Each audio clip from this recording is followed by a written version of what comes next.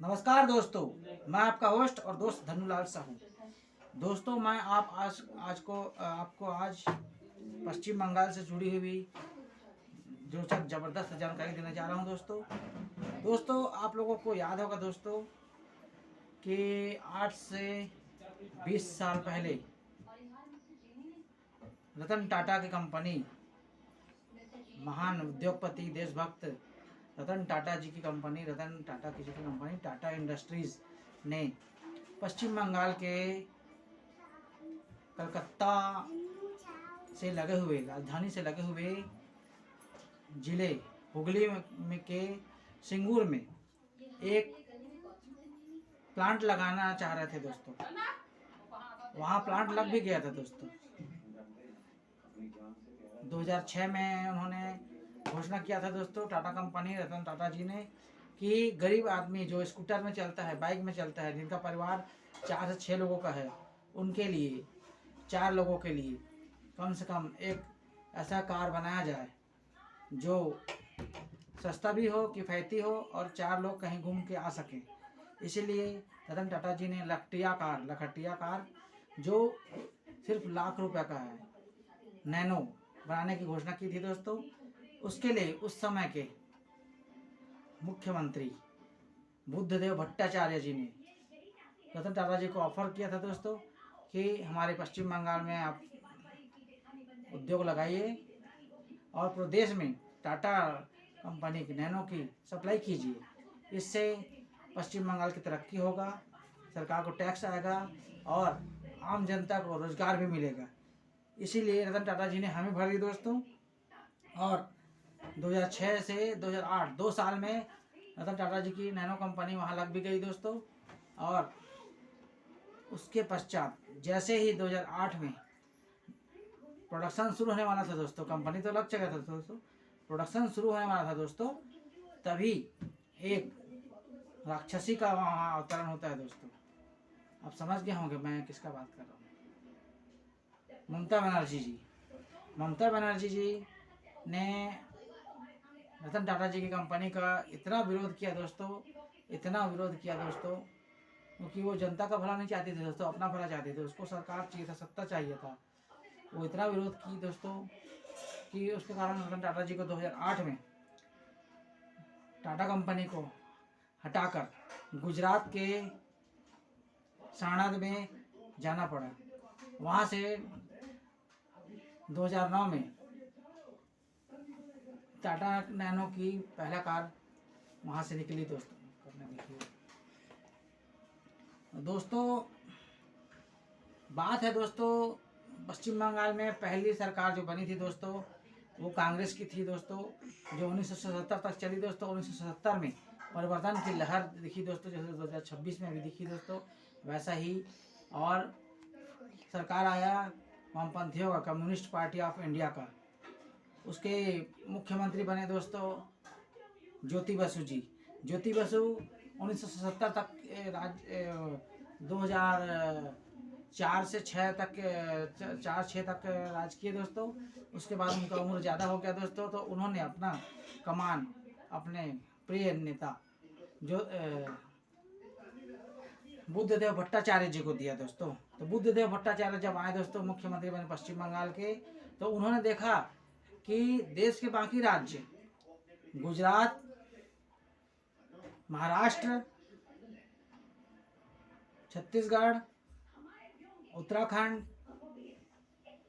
उत्तर प्रदेश तरक्की कर रहा है, लेकिन हमारा पश्चिम बंगाल जो आज़ादी से पहले बहुत तरक्की किया, अच्छे बिजनेस था, सब चीज़ था, वो कैसे पिछड़ते जा रहा है, तरक्की नहीं कर रहा है।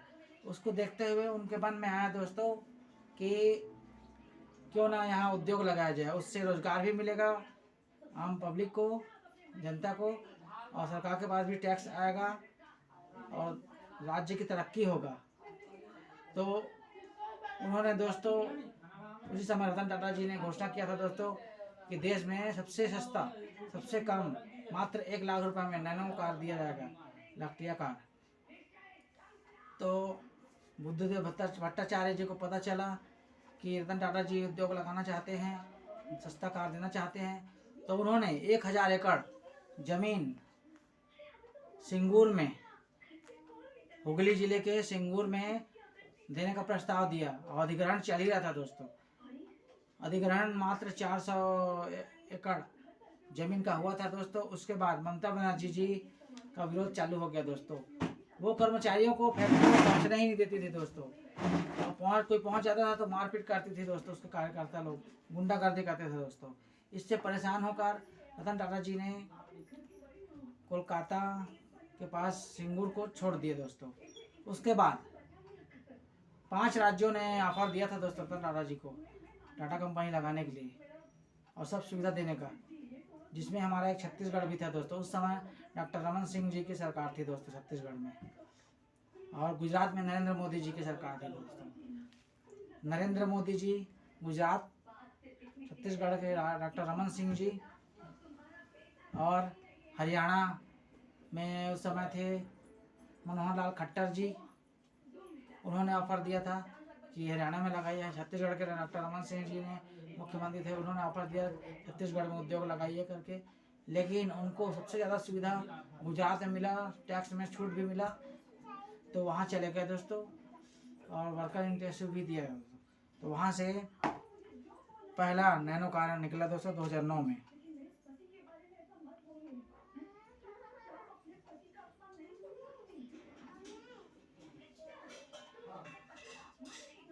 दोस्तों पश्चिम बंगाल को बर्बाद करने में दोस्तों सबसे बड़ा हाथ जो है ना दोस्तों ममता बनर्जी जी का है दोस्तों।